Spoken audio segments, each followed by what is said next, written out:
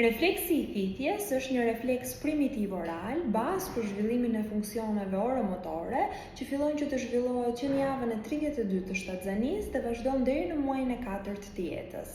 Integrimi I këtij refleksi është mjaft I rëndësishëm sepse bën të mundur kalimin nga lëvizje refleksive në lëvizje të vullnetshme të muskujve të gojës.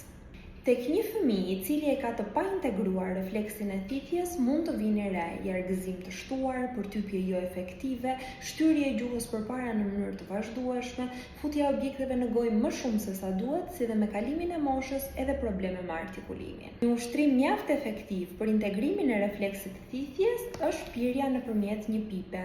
Pipa duhet të jetë e hollë, thithja duhet të bëhet në mënyrë të kontrolluar dhe të ngadaltë, gjithashtu supet e fëmijës duhet mos jenë të ngritura gjatë procesit të thithjes. Me kalimin e kohës, konsistenca e lëngut që fëmia po thith duhet të jetë pak më e trashë, me qëllim që edhe forca që ai ushtron gjatë thithjes të jetë më e madhe. Nëse keni pyetje për refleksin e thithjes apo për reflekset të tjera primitive, mund të më shkruani.